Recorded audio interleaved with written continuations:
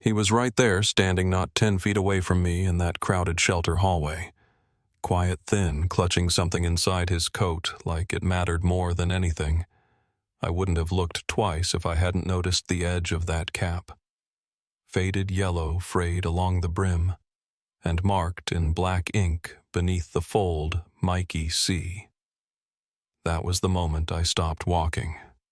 Before I go any further, let me know where you're listening from down in the comments and tap that like and subscribe if stories like this ever brushed past your hometown or your own life. Every click helps pull another forgotten name back into the light. My name's Elliot Ramos. I'm 59 now, living just outside Columbus, Ohio, and most folks around here know me as the quiet guy who works nights at the shelter. But I spent over 2 decades in law enforcement before I hung up the badge. I've seen enough to know when something's off. And that morning, the day he showed up, something felt wrong from the second he walked in. But before we ever met, there was a boy in a ballpark. The date was July 18th, 2006. Cloudless sky, middle of a Pittsburgh summer. The kind of evening where the heat sticks to your shirt, and the stadium smells like popcorn and beer and hot pavement. The Pirates were playing the Cubs that night, but nobody ever remembers the score. David Carter brought his son to the game, 7 years old, bright yellow cap glove already on his hand, even though he wasn't playing. That cap was a little too big for him. Kept slipping down over his eyes, but he wore it everywhere. Said it helped him think. They got in line for a pretzel. David stepped forward to place the order, turned back, maybe 90 seconds later, and Mikey was gone. Just like that. No sound, no struggle, just empty space where a little boy had stood. The stadium locked down fast. Security swept every hallway. Helicopters were in the air by nightfall. I remember seeing the mother on the news, Susan Carter. She looked like a woman watching her whole life unravel while trying to hold her breath through it. But nothing turned up. No ransom call. No footage worth a damn.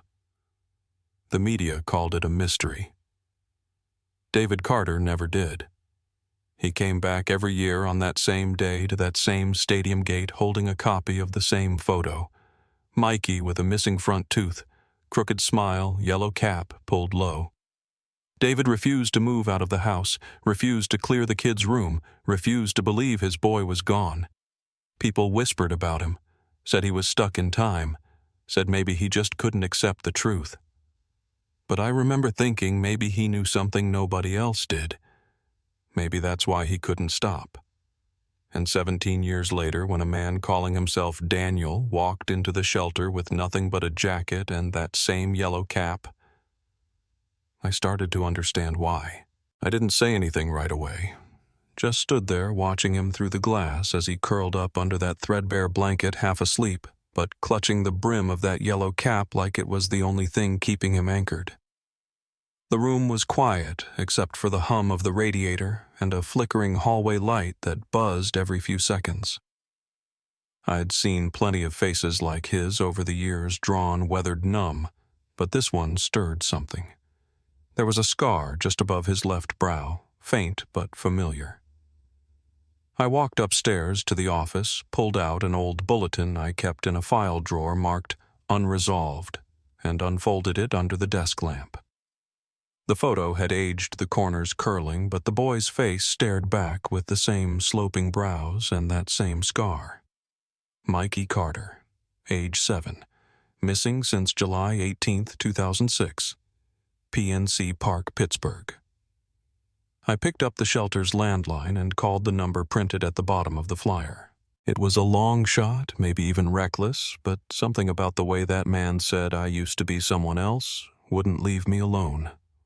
When the call connected, I asked for David Carter and told him to sit down. Told him I might have found his son. There was a long pause on the other end, then a crash coffee mug maybe. He didn't ask for proof, didn't question me. He just asked, "Where is he?" 2 days later. David stepped into the chapel room behind the shelter alone. He looked older than the photo, worn-down hair all white now, but still upright, still scanning the room like a man who hadn't stopped searching. Daniel. That's what the man was calling himself, sat with his back to the door, motionless, hands folded in his lap. He turned slowly when David entered. There was no rush, no music-swelled reunion, just silence. That kind of silence that fills your chest and presses down like a stone. David took a few steps forward and placed something on the table between them. It was a plastic dinosaur, chipped and faded, the kind you dig out of a sandbox or a backyard garden. "I found this under the tree in front of our house," he said quietly. "Figured maybe you'd want it back." Daniel stared at it, then nodded almost imperceptibly. That was all. After David left, I found Daniel still sitting there, turning the toy over in his hands. I caught a glimpse of something scrawled on the underside, written in Sharpie, mostly worn away. Planted by Mikey. "It will come back." I didn't ask what it meant. He didn't seem ready. But something shifted that day. Something opened. The next morning I found him standing in front of the bathroom mirror, studying his reflection like it might answer something. He touched the scar above his eye, then dropped his hand. I asked if he wanted to talk, maybe go home, but he just said, "Not yet." Said something didn't feel right. Later that week, David brought a small cardboard box. Inside were things he'd held on to all those years. An old backpack, a worn glove, a few baseball cards, a framed photo. Daniel picked up a sheet of paper wrinkled and yellowed with a crayon drawing on it. 2 stick figures beneath a lopsided sun, one holding a glove. "Me and Dad today," written in blocky red letters. He turned the page over and squinted. I saw his face change. "There's something else," he said. It was faint, almost erased, but there on the back in pencil was a single word. "Run." He didn't show it to David. Not then. He tucked it back into the box and went quiet again. Over the next few days, he barely spoke. He'd leave in the evenings, take long walks, and come back just before lights out. On the 3rd night, he told me he wanted to visit Pittsburgh, but not to stay in the old house. He picked a cheap motel near the river instead, one with buzzing neon lights and mildew in the carpet. I offered to come with him, but he shook his head. Said he needed to see it for himself. That neighborhood hadn't changed much. Same narrow sidewalks, same maple trees leaning over chain-link fences. But when he walked past the house on Fairview, he stopped cold. The porch swing was gone. The bedroom window was boarded. The yard had grown wild. It didn't look like home anymore, just a place frozen in time. He didn't linger, kept walking.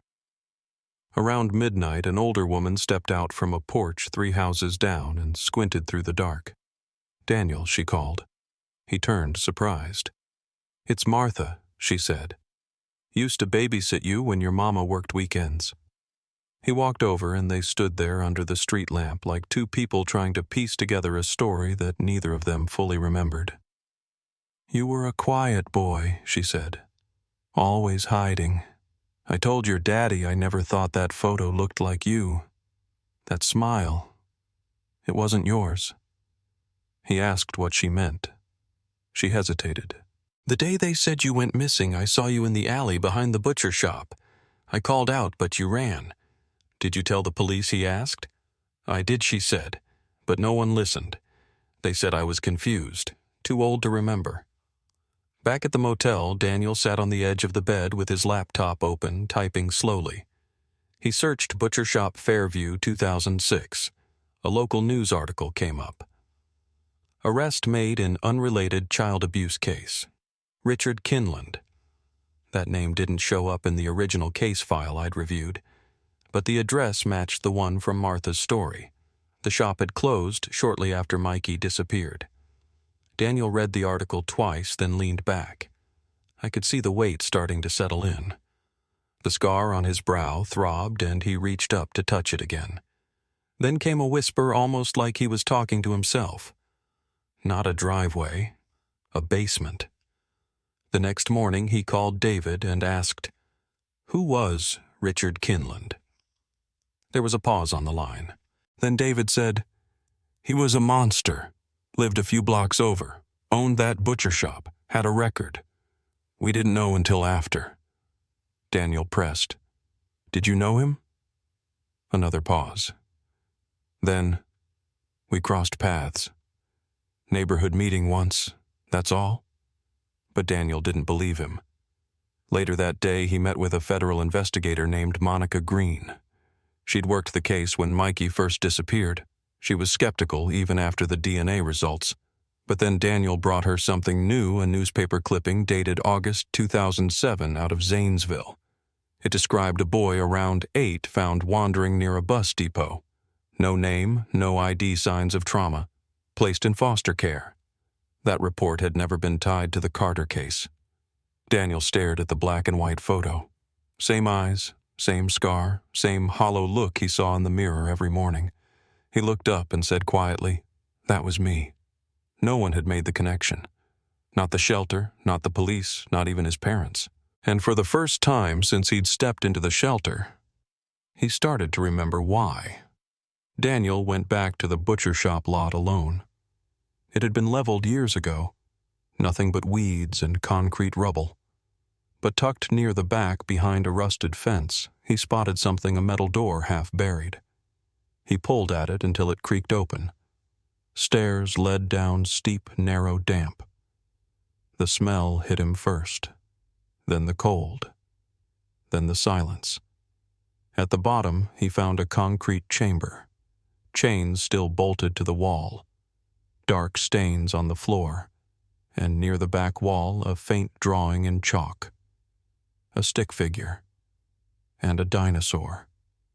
He stood there shaking, breathing heavy, and whispered a single word. Home. Then he collapsed. When he made it back to the surface, bleeding from his palms, the sun was coming up.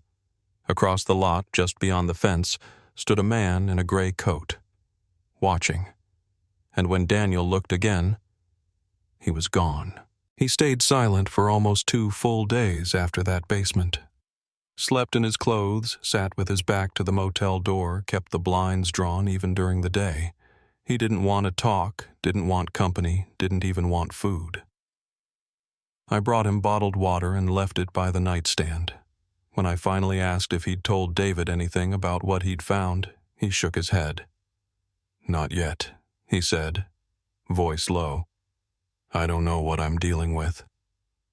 That was the first time I saw real fear in him, not panic, not flashbacks, but the kind of fear that settles in once the shock wears off.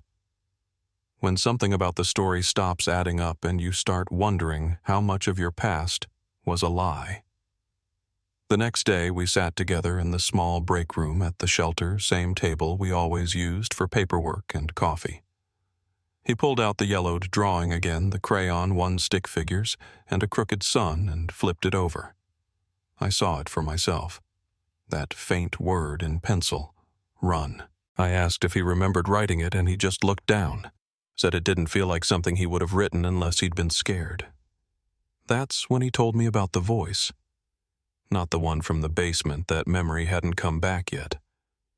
This was something earlier, older. A sentence from childhood that didn't fit any normal kind of parenting. "If the door opens and I'm not there," he said, "you hide in the freezer. Don't make a sound." He didn't know where it came from, just that it felt real. He asked if I could help him find old foster records. Places he might have lived, staff names, anything. Took some digging, but we tracked down one of the house parents from his earliest placement woman named Sharon Peters, now retired and living in a mobile home park down in West Virginia. I called ahead, explained who I was, and she agreed to talk. I put the call on speaker so Daniel could hear. She remembered him said he used to line up his shoes at night, always in pairs, always straight. Said he cried in his sleep a lot, never asked for toys, never wanted noise. Then she paused and said, "One night he whispered something strange. Said, 'My daddy told me to hide in the freezer if the door opens.' I thought it was just a nightmare." Daniel looked away and didn't say anything for a long time. When he finally spoke, he asked me to arrange a meeting with Susan, his mother. She'd been living in a care facility just outside Pittsburgh, and until that point she hadn't responded to any of the outreach.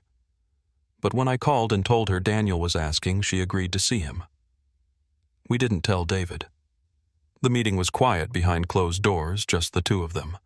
I waited outside.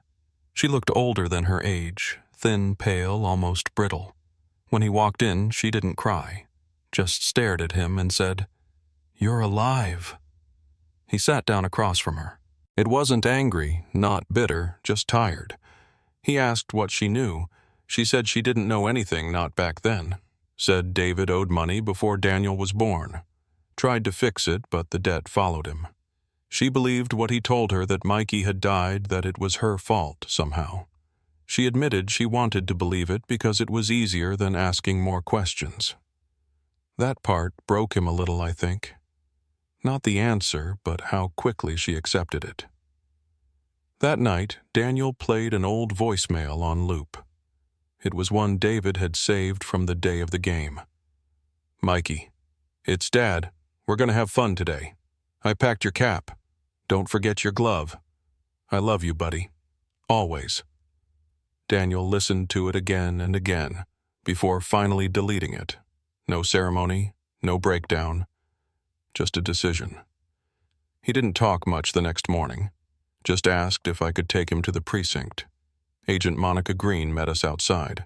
She still hadn't closed the file. DNA, or not, something about the case had never felt right to her. Daniel asked for access to the full case file, but she said he didn't have legal standing yet, not until the courts processed his identity. He said quietly, "Then help me anyway." She nodded. We went inside, down to a room with storage boxes lined floor to ceiling. The box was marked Carter 2006. Inside, paper-clipped statements, map grids, officer notes, interview summaries.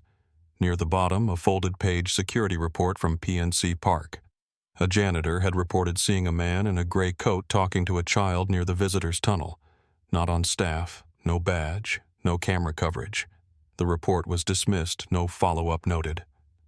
Daniel circled it in red pen. "I saw that man again," he said. "Last week." We made copies and left. Back at the motel, something felt off before we even opened the door. Nothing was broken, but things were out of place. The yearbook was missing. So was the padlock from the basement. The plastic dinosaur had been shattered and left on the floor. He checked the drawer. The key was still there, but he hadn't given it to anyone but me. On the floor by the door, an envelope. No name, no return. Inside was a photograph, black and white, grainy. A child in a basement, gagged, wide-eyed. On the back, in red ink. Not the only one. He brought it to Monica the next morning. She studied it in silence. "I've never seen this in the case file," she said, "but this looks like one of Kinlan's." She didn't say which brother. Didn't have to. Then she looked up. Either someone wants you to remember more, or someone wants to shut you up. Meanwhile, I'd been running searches on Kinland properties. Richard was already locked up, but his brother Matthew was off the grid. No arrests, no formal record, just a shell company linked to a cabin property northeast of Pittsburgh, 40 miles outside town, tucked near Slippery Rock. Remote. No phone, no internet. Soil reports from the original case files showed traces on Daniel's shoes when he was found in foster care. Same match. I didn't tell Daniel right away. Figured if something went wrong, he shouldn't be the one walking into it. I left him a voicemail. "If I don't call back in 2 hours, send someone. Coordinates are in my glove box." The cabin was worse than I expected. Rotting siding, rusted mailbox windows all boarded. Back door half open. I stepped inside. Silence. Smelled like mildew and rust. Moldy mattress in the corner. No power. But along the far wall, photos. Dozens of them. Polaroids. Kids laughing, crying, asleep. Dated between 2003 and 2007. One in the center, Mikey. Yellow cap. Smiling. And next to it, me. I felt the footsteps before I heard them. Turned slowly. Man in a gray coat, thin, calm. "You're not supposed to be here," he said. His voice was flat expression, unreadable. "You're Matthew Kinland," I said. "I didn't take him," he replied. I was hired to watch. By who? He stepped closer. Some fathers will do anything to fix a mistake. I didn't move, didn't say a word, just let that sentence hang in the air. Back in Pittsburgh, Daniel received a small box, no note, inside a VHS tape and a Post-it. This is the day before. He found a player at a pawn shop, hooked it up in the motel. The footage was old, distorted. Basement view. A child pacing in a yellow cap. Daniel didn't blink. Then a man entered. Face mostly in shadow, voice low. Your dad said you like baseball. Maybe we can play catch later.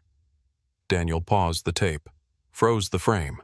The man was wearing a silver watch, black face, metal band. Daniel had seen it before, not in the basement, in a photograph. July 18th, 2006, on his father's wrist. He called David the next morning and said I watched the tape. Didn't ask anything else, just waited. David sat down quiet, then said, I knew it was you. The first time I saw you again. Daniel's voice didn't shake. Then why didn't you say anything? David didn't look up. Because I'm the reason you disappeared. And in that moment, the part no one had wanted to believe finally came out. The truth didn't come all at once, but the first crack had split wide open, and Daniel, after 17 years, was finally standing on the edge of everything they'd tried to bury. He didn't say much after that, just nodded once and walked out of the room, quiet, steady, like he already knew what was coming and had known it for years. I gave him space. There are moments when asking questions feels less like helping and more like cornering someone who's already barely holding on. He needed room to think, to breathe, to figure out what part of his past was memory and what part was something someone else had written for him. That night, he didn't go back to the shelter or the motel. He stayed with me on the old couch in my spare room. Said he couldn't sleep near locked doors. I left the hallway light on and the front door unlocked, just like he asked. In the morning, he sat at the kitchen table tracing circles on the rim of a coffee cup that had gone cold. He didn't drink it. Just kept asking questions, some out loud, most to himself. Things like how long had David known, who else might have been involved, what else had been erased. When I told him about the cabin, about Matthew Kinlan's wall of photos and what he said, he just listened. That stillness of his wasn't numbness. It was calculation. A slow rebuilding of something under the surface. He started sketching out names and dates on scraps of paper, taping them to the inside of a closet door in my hallway. Not paranoia. Just structure. If the world refused to make sense, he was going to draw his own map. A few days later, we tracked down an old intake file from the shelter in Zanesville where he'd first surfaced at age 9. It wasn't much, just a scanned form and a photocopy of his file photo, but it had one signature that caught our attention. A donation log signed the day after Daniel was taken in. A man named M. Kinlan had dropped off clothing. No connection was made back then. No reason to flag it. Just a coincidence in a sea of paperwork. But it was there, sitting in plain sight, 17 years before anyone bothered to notice. Daniel circled the name and didn't say anything for a long while. Then he whispered, "They were watching me even after." He started pulling other records. Old volunteer lists, archived staff directories. Anything tied to the foster system between 2006 and 2010. The patterns weren't obvious at first, but they started to show up in small ways. Similar names, overlapping contact info, housing logs with unverified check-ins. Not hard proof, but enough to feel like a thread worth tugging. He tracked down another name, Sharon Peters, the retired house parent who'd remembered his line of shoes and the freezer warning. She had one more detail she hadn't shared earlier. Said she remembered him whispering in his sleep one night, "If the lights go out, count to 7 and stay quiet." It had sounded like nonsense at the time. Now Daniel started writing it down like a code. A message left for himself when words didn't work. Eventually he asked to see Susan again. I wasn't sure what good it would do, but I made the call. She agreed to a short visit. This time she looked thinner, paler. She seemed to be carrying something heavy in her chest, something she hadn't dared put words to. When he sat down across from her, she didn't reach for him or cry. She just said, "I know why you're here." Daniel asked her again directly, "Did Dad give me away?" She didn't deny it, but she didn't confirm it either. "He told me you were dead," she said. "Told me it was my fault. And I believed him because I had to. Because if I didn't, I would have had to admit what kind of man I married." She took a breath, deep and trembling. "I wasn't brave, Daniel. I wanted to be, but I wasn't. I let him bury you, and I lived like that was the only way I could survive." Daniel stayed silent for a while. Then he asked, "But why didn't you check? Why didn't you fight for me?" Susan looked down at her hands. "Because I believed you were better off not remembering. And that broke something in me, but I didn't know how to fix it." Afterward, Daniel didn't talk much. He spent the evening walking by the river, then came back and sat with a notebook in his lap, turning pages slowly. That's when he brought up something I'd almost forgotten, an old box we'd pulled from the precinct file room. Buried near the bottom had been a sketchy incident report from that day at the stadium. A janitor claiming he'd seen a man in a gray coat speaking to a child near one of the side exits. The man wasn't staff, wasn't on any list, and security dismissed it as a misidentified parent. No follow-up, no interview. But Daniel had seen that man, not just once. He'd seen him outside the butcher shop. He'd seen him in the field beyond the motel. Gray coat, thin frame, watching but never approaching. We didn't know who he was, but Daniel was sure of one thing: that man wasn't working alone. Then came the break-in. We'd both been out most of the day. When we got back to the house, nothing looked disturbed from the outside. But the moment we stepped inside, Daniel froze. The air felt wrong, heavy. His notebook was missing. So were the photos from the cabin and the VHS tape. The notes on the closet door were gone, ripped clean. The only thing left was an envelope on the kitchen table. Inside was a photo, another child, another basement. Bound but not gagged. Same wide eyes, same concrete floor. On the back, a line in block print, "We are many." Daniel stared at it for a long time. Then, without a word, slid the envelope into his backpack and walked out. I didn't ask where he was going. I knew. He came back around midnight. Wet from the rain shoes, muddy eyes, glassy. He sat down and said, "There's more." It wasn't just a trade. It was a network. He spread out a folded map across the table, one he'd marked up in red and blue ink. Lines connecting shelters, supply depots, staff handovers. Places he'd never been but somehow felt familiar. And at the center of it all was a name. Not Kinland, not Carter. Just an initial scribbled and circled 3 times. D. I asked him what it meant, and he said he wasn't sure. But it wasn't David. At least not just David. Something deeper. Something organized. He stopped talking then, just stared at the map. The rain tapped softly against the windows. The house felt too quiet, and in that moment I realized what was happening. Daniel wasn't trying to find closure anymore. He was trying to find everyone who never got the chance, and he was willing to tear the whole thing open to do it. At first, it was just a faint impression, something Daniel saw in passing that didn't land until hours later.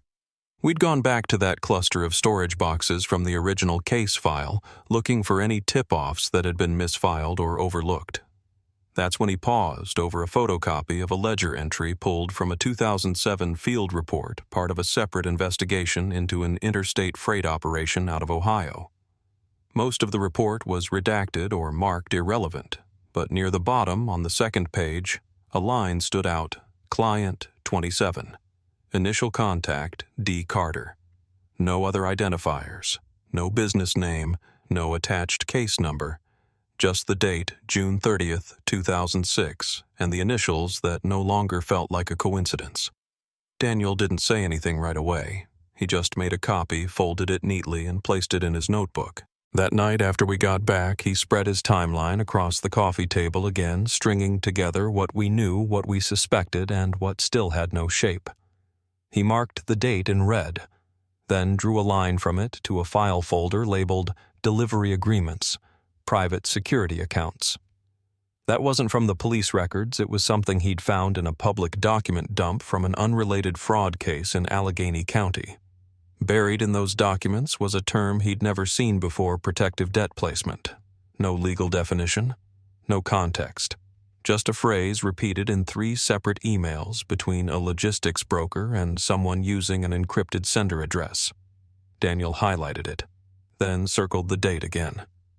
The next morning I asked him what he thought it meant. He looked tired, hadn't slept, but focused. "It's the part no one wants to say out loud," he told me. "I think my father didn't just lose me. I think he made a deal to disappear me, and I think someone kept a receipt." He opened his notebook and slid the ledger page toward me. I read it again. Client 27, D. Carter. Delivery date, July 18th. It hit harder the second time. We sat in silence for a while after that. Daniel didn't go to the shelter that week. He stopped checking in with Monica. He avoided the old case files and spent most of his time in the spare room with a legal pad and a wall of pushpins. He wasn't just researching anymore. He was digging. Not through memory, but through infrastructure property records, subcontractor invoices, staffing agencies, minor traffic violations tied to van rentals. Anything that might connect. He mapped out a warehouse just outside Youngstown that had been leased under one name for 6 months, then transferred through a shell company with no physical address. The lease ended 4 days after he was found wandering in Zanesville. No investigation had ever followed that thread. He brought it to Monica the following week. She'd been growing more cautious, bound by red tape departmental pressure. But when she saw the warehouse lease, her shoulders tightened. "That's the 3rd time that shell company has turned up," she said. "But no one's gotten inside. Every time we try to subpoena records, they go dark." Daniel asked if she could get him access to the broader database: contractor reports, transport logs, inspection records. She said no. Then she paused and said quietly, "But I can leave the room while you look at mine." That was the first time I saw her choose the truth over the process. What we found next wasn't a smoking gun, but it was enough to make the air shift. A scanned receipt from a repair order logged in a shipping manifest out of Beaver County. The client ID was redacted, but the repair was for a faulty refrigeration unit inside a private transport vehicle. The timestamp, 6:17 a.m. on July 19th, 2006, the day after Mikey vanished. The service report mentioned a malfunctioning lock system and a manual override installed in the freezer unit. Daniel didn't say anything, just stared at the screen until Monica printed the page and handed it to him. That night he didn't sleep. He went through every box David had given him: old toys, photos, mementos, looking for something he'd missed. That's when he found the cassette. It wasn't labeled, just tucked inside a box of baseball cards. He played it in the old tape deck we kept near the record player, static for the first few seconds. Then a voice, young, light, familiar. "Mikey, it's Dad. You're gonna be brave, okay? It's just for a little while. I'll be back before you know it. You just do what they say, and I promise this won't last forever." Daniel stopped the tape, rewound it, played it again, and then took it out, broke it in half, and threw it in the trash. "I just needed to hear it," he said. Not to remember. Just to confirm I didn't imagine any of it. The next morning he returned to the butcher lot. Not the basement, the outside perimeter. He walked the fence line until he reached the far corner where the property met an old alleyway. That's where he found it. Buried beneath a patch of cinder block and dirt, a flattened tin box wrapped in plastic. Inside was a single sheet of paper, faded and torn. A list of names, first names only, ages, and beside each a set of numbers. Daniel ran his finger down the page until he found one marked Mikey. 727. It matched the client ID from the ledger. There were at least 12 others listed, some crossed out, some circled, one with the word returned written next to it. He brought the box to Monica that afternoon. She took one look and said, "This changes everything." The list matched 3 cold cases from neighboring states, missing children between 2004 and 2008, all unsolved, all taken without ransom. None of them ever connected until now. Monica had the paper scanned, preserved, tagged for evidence. Then she looked at Daniel and asked, "Are you ready to tell them what you remember?" He didn't answer right away, just looked down and said, "Almost." Back at the house, he went quiet again, sat at the kitchen table with the list and a pencil tracing the names one by one. Then he got up, went to the living room and pulled out a sealed envelope he'd never opened. Inside was the yellow cap, the one from the day he vanished. He held it for a long time, then set it on the table and lit a match. Watched it burn until there was nothing but ash and thread. "I'm not going back to being him," he said. "Not even for a second." He scattered the ashes outside in the backyard and came back inside with dirt still on his hands. That night he started drafting his statement for the DOJ, and just before turning in he opened his notebook, flipped to a blank page, and wrote a single name at the top. Kinland was just the middle. Now it was time to figure out who was at the top of the chain. He never said it out loud, but I could tell Daniel knew what he was about to do would change everything. Not just for himself, but for anyone who'd ever been part of the system that swallowed him. The night he circled that final name on the page, the one at the top of his timeline, we sat across from each other without speaking. He pushed the notebook toward me slowly. All it said was Carter, initiator, payment verified, no first name, no title. But that was all it took. The pieces had been there from the start.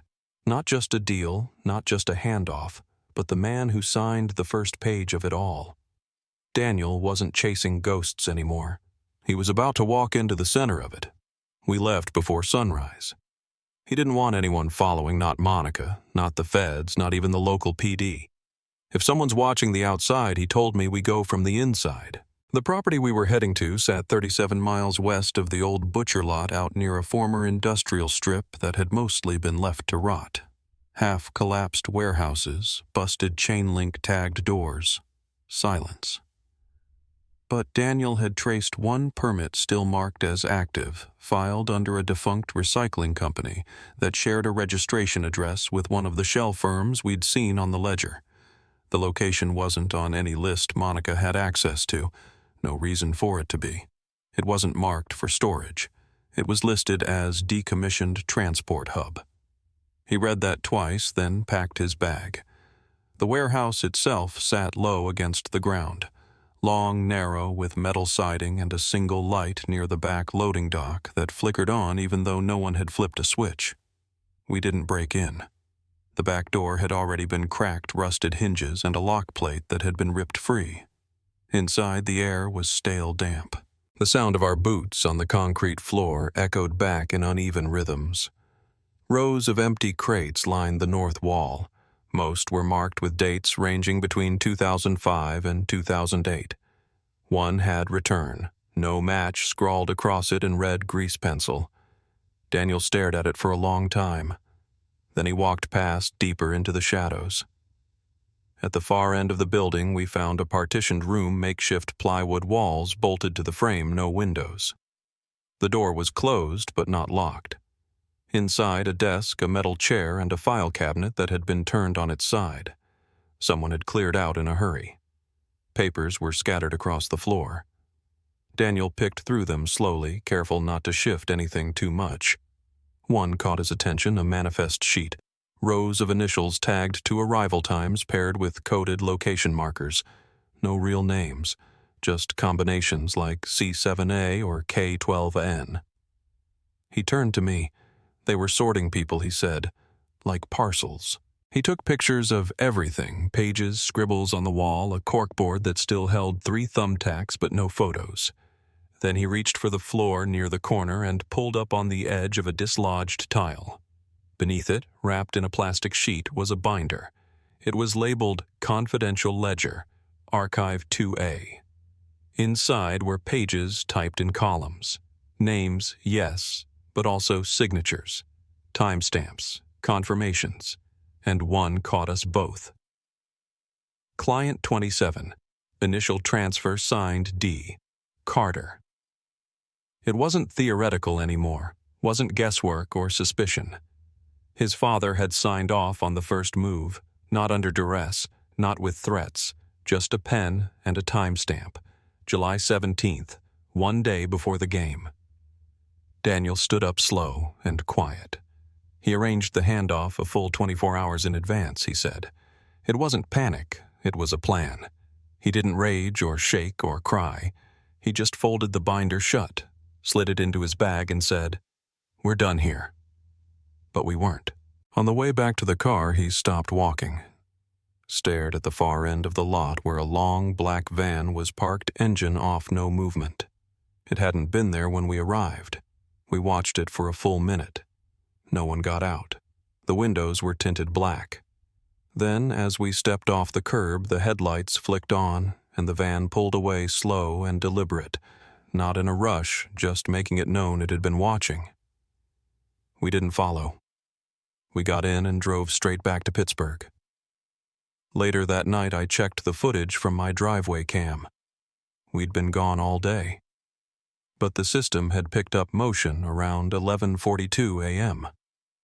A man walking across the front lawn. Not a delivery guy, not a neighbor. Just a tall, thin figure in a gray coat. He didn't approach the door, just stood in the middle of the yard for 6 minutes, then walked back the way he came. I showed Daniel the footage. He didn't flinch, just leaned forward and said, "He wants me to know I'm still in the system." Daniel spent the next 3 days compiling everything we had into one file. Documents, photos, scanned case notes, maps, timestamps, testimony. He didn't frame it as a story. He built it like a record, a trail someone else could follow if he couldn't keep going. Then he wrote a cover letter, short, direct, no emotion, just facts. Sent copies to the DOJ, Monica, 2 investigative reporters, and 1 survivor advocacy group. No names were redacted, no aliases used. The next morning, I found him in the backyard again, same spot where he burned the cap. He was sitting in the dirt legs, crossed hands buried in the gravel. I asked if he was all right. He nodded. "I just wanted to feel the ground again," he said. The real ground. Not concrete, not linoleum, just the earth. I sat beside him for a while, neither of us saying much. Then he turned and said, "I think I'm ready for what comes next." But before anything could move forward, we got word from the hospital. David Carter had been transferred from psychiatric care to a federal holding facility in West Virginia. No visitors listed, no lawyer assigned. He'd refused counsel, refused to speak at arraignment, refused even to respond to a DNA match that now tied him directly to the ledger Daniel found. He was silent, but not gone. Daniel stared at the intake form for a long time. Then he looked at me and said, "I think he's waiting. For me." And when he said it, I knew he was right. I drove him out there just after sunrise. The federal facility sat quiet, tucked in the foothills off a long stretch of road that passed 3 closed gas stations and a forgotten truck stop. No signs out front, just a metal gate and a guardhouse with 1 man inside who didn't ask many questions once the paperwork cleared. Daniel didn't bring anything with him, no folder, no recorder, not even the notebook. He said he didn't want distractions, just answers. The place smelled like disinfectant and dust. We waited in a small room, beige walls, plastic chairs bolted to the floor. No clock. A guard nodded once before opening the far door. David Carter was already sitting on the other side of the glass. He looked smaller than I remembered. Gaunt, like someone who had been living on cold trays and silence. But his eyes were alert, sharp. He didn't stand, didn't flinch, just watched Daniel as he walked in and sat down across from him. The line between them, thick security glass, seemed almost unnecessary. There was no violence in either of them, just the weight of years sitting in their chests like stones. David picked up the phone first. Daniel followed. Neither spoke for almost a minute. Then David said, "I wanted to be a good father." Daniel didn't react. He didn't even blink, just looked at him the way a man might study a photograph of a stranger he's told his family. When he finally spoke, his voice was steady. "You were supposed to protect me." David nodded slowly. "I thought I could fix it. I thought it was temporary. A week, maybe 2. They said you'd be safe." "You signed me over," Daniel said. "You called it protective debt management. Like I was a package." David closed his eyes. "I didn't know what they'd do. I swear." "You let me believe I was unwanted," Daniel continued. "You let Mom break." David's fingers trembled slightly, resting on the edge of the table. "I lost everything." Daniel leaned forward. "No. You gave me away." The words didn't echo, but the silence after did. Then Daniel asked, "Why that day? Why the baseball game?" David didn't answer right away, just stared past him like he was watching a different version of himself walk a child through a crowded stadium. "Because I knew you'd be happy," I thought. If it had to happen, at least let it start with a good day. Daniel set the phone down, didn't slam it, just let it go. Then stood and left the room without looking back. Outside, he didn't say anything until we were halfway down the road. Then he asked if I still had the copies of the ledgers. I told him I did. He nodded once, then leaned his head against the window. I asked if he was okay. He didn't answer, just whispered, "He didn't break because of what he did. He broke because I lived." We got back to town that afternoon. Monica called while I was checking my messages. Her voice was tight-clipped. "Are you sitting down?" she asked. "We just finished going through the rest of the files from the cabin." They'd found a second box locked tucked beneath a false floorboard in the far corner of the back room. Inside were dozens of cassette tapes, recordings, journals, ledgers. Most were duplicates backups, but one item stood out. A page marked Client 27, Final Invoice. It wasn't just a list of names. It was an agreement. Payment confirmed. Services rendered. Delivery completed. Signature at the bottom, D. Carter. She faxed us the document. I saw Daniel read it with the kind of stillness that doesn't come from disbelief, but from knowing you were right and wishing you weren't. That evening, Elliot stopped by with a box he said had been sitting in his attic since before the shelter was remodeled. He wasn't sure what it was. Just said he found it when digging through old volunteer files. Daniel opened it slowly. Inside was a pirate's glove, a signed game program, and a laminated ticket stub from July 18, 2006. Beneath it all, carefully folded, was the yellow cap. The original. Not the one he burned. The real one. Edges frayed, brim soft. He held it gently, then looked at me and said, "I thought I was done with this." "Maybe you are," I said. "Or maybe you're just ready to remember it without letting it own you." He didn't reply, just placed it back in the box and pushed it aside. That night he called Susan. She'd been moved to a secure care facility just outside of town. He hadn't spoken to her since that last visit, but she'd been asking. The staff said she'd stopped eating, stopped responding to most people. But when he walked into her room, she looked up and smiled faintly. "I used to dream of this," she said, "of you walking through that door." Daniel sat beside her. "You don't have to explain," he told her, but she did anyway. "You want to ask why I didn't fight harder, why I believed your father?" She paused. I was broken. He told me you were gone, that it was my fault, and I believed him because I wanted to." Daniel didn't cry. He just reached for her hand. She opened the nightstand drawer and pulled out something wrapped in a faded handkerchief. A silver locket. Inside a photo of Mikey and one of her holding him as a baby. "I wore this every day," she said. "I wanted to keep you close even if I couldn't have you back." He took the locket and closed it gently, then held it in his palm as if weighing the years between them. Monica filed the case with the Department of Justice 2 days later. The trafficking network tied to the Kinland brothers unraveled faster than anyone expected. 3 more children were identified from the tapes. 2 still missing. One, now in his 30s, stepped forward after seeing Daniel's name in a survivor group post. Matthew Kinland was arrested while trying to leave the state. He refused to speak to agents, to lawyers, to anyone until Daniel's name came up during intake. He looked up and said, "You think I'm the worst thing in this story? Look closer." He was right. David was moved from federal hold to a secure psychiatric facility pending trial. He waived all rights, didn't ask for representation, didn't speak again.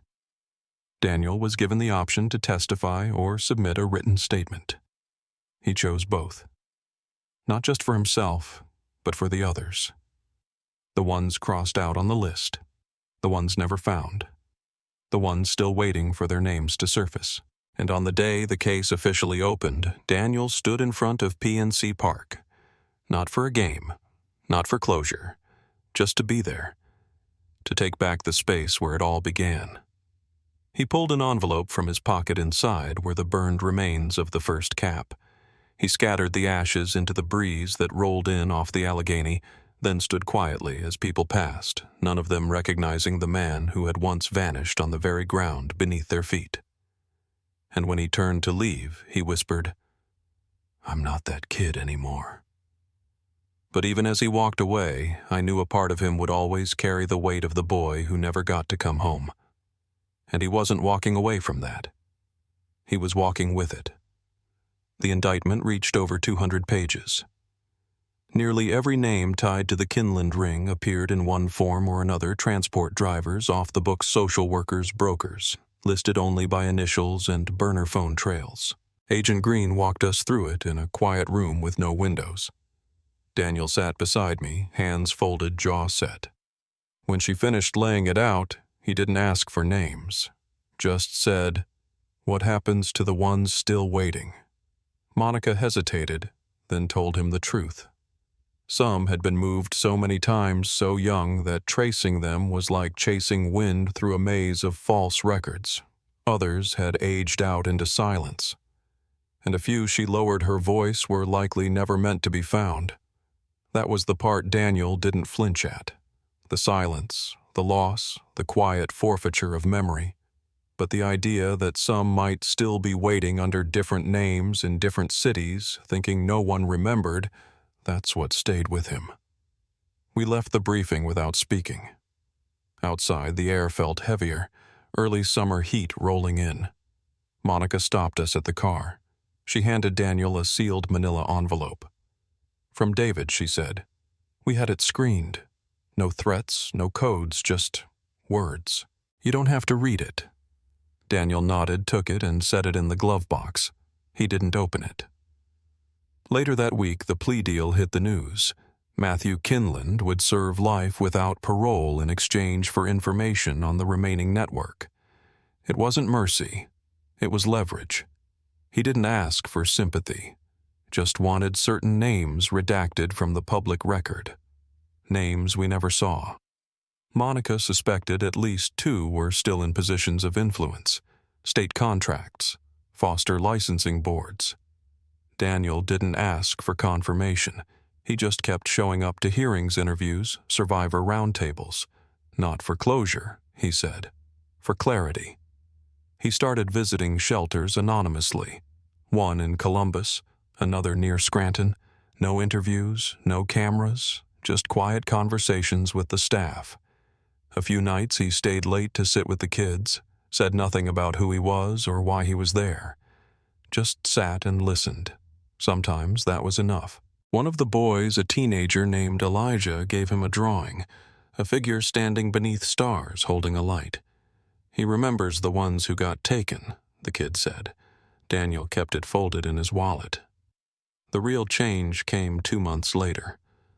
I got a call from Daniel early on a Thursday morning. "There's someone you need to meet," he said. I didn't ask questions, just drove. The house sat at the end of a quiet street in Slippery Rock, a single-story ranch with a maple tree out front and a cracked sidewalk running up to the porch. Daniel answered the door. His posture was different, straighter but softer somehow, like something had realigned inside him. In the living room sat an older woman with short white hair and a worn cardigan. "This is Martha," he said. "She lived 2 doors down from where we used to be." She looked up with eyes that carried decades. "I saw it happen," she said quietly. "The day he didn't come home. I saw David leave that morning early, alone. Came back late. No kid, no glove, just his car and silence." She'd never spoken up, afraid of getting it wrong, afraid of what it might stir. "I always knew something was off," she added. "But you tell yourself maybe it's not your place." She reached into her purse and pulled out a plastic bag. Inside a small green dinosaur toy, weathered but intact. He dropped it the day before. I meant to return it. I never did. Daniel held the toy in both hands like it was glass. "I remember this," he whispered. That afternoon he drove to the lake. The same lake from the photo, the one labeled NON.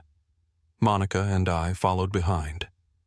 No press, no announcement, just us. We stood near the edge beneath a patch of trees that bent low over the water. He pulled something from his pocket, a small folded paper, the one from the box in the butcher shop, the drawing taped to a note. "You were my reset." He held it over the water for a long time, then let it go. It drifted until it was out of sight. The past, he once said, doesn't vanish, it just waits to be seen clearly. And maybe for the first time he was ready to see it for what it was. Not just a wound, but a map. The Department of Justice closed the investigation with 31 confirmed victims, 27 living, 4 deceased. Of those who came forward, nearly all credited the reemergence of Daniel the name. They remembered the name that vanished from the posters as the reason they spoke. A few had artifacts, birthday photos, VHS clips, drawings with names erased and replaced. Some remembered only pieces. Others remembered everything but never trusted themselves. Daniel never positioned himself as a symbol. He refused interviews beyond a single statement submitted in writing. "We were not erased. We were misplaced. And we are still finding each other." Susan passed quietly 3 weeks after the final conviction.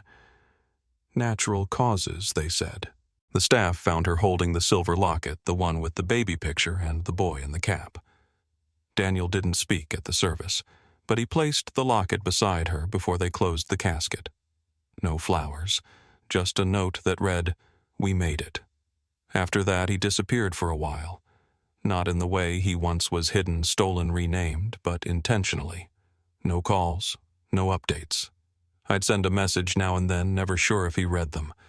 Then on the 1-year mark, I got a postcard. No return address, no city, just a hand-drawn red dinosaur, a yellow cap, and 3 words. Still here. Daniel. Some names are erased, others are taken. But some endure, not by surviving, but by choosing to be remembered. The last time I saw Daniel in person, it was just past dusk. The porch light on his new place flickered once when I rang the bell, then steadied. He opened the door wearing that same yellow cap from the photo, washed out now, brim, soft, but still holding its shape. He didn't say anything right away, just nodded and stepped aside. The living room was quiet, sparsely furnished. A small shelf held framed drawings from the shelters. No medals, no plaques, just paper, ink, and color. We talked for a long time without saying much how things were going, what might come next. At one point he asked, "Do you think a name ever really comes back?" I didn't answer. I think he already knew. Sometimes we reclaim it piece by piece through memory, through witness, through the simple act of being known again. Daniel still goes by both names. Owen Granger on legal forms, work, IDs, anything tied to the world that held him all those years. But to the ones who knew him back then, the ones who waited or searched or carried some fragment of his story, he's just Daniel. And that's enough. He started working with a recovery nonprofit last fall. No press, no interviews, just quiet visits to places most people overlook. A halfway home in Zanesville, a foster program near Erie. He brings a red toy boat, sometimes one just like the one from the lake. Leaves it in common rooms. Doesn't explain it. Just lets it be found. The last page of the ledger they recovered from the butcher shop is sealed in evidence now. Monica told me it had a list of initials, not names, followed by cities and dates. The final entry read, D. Carter, client 27. There was a time when I thought that line would be the end of the story. The twist, the revelation, the thing people remembered. But now I think it's just the midpoint. What matters more is what came after. The people who stepped forward. The ones who stayed. The ones who rebuilt even quietly without expecting anyone to notice. That's the part that lasts. Martha passed away that winter. Natural causes, peacefully at home. In her will, she left Daniel a small box of keepsakes. Inside was the green dinosaur toy, a Polaroid of her late husband, and a note written in unsteady cursive, "We remember what matters. I'm glad you came back." He keeps it in a drawer next to the locket from Susan's things.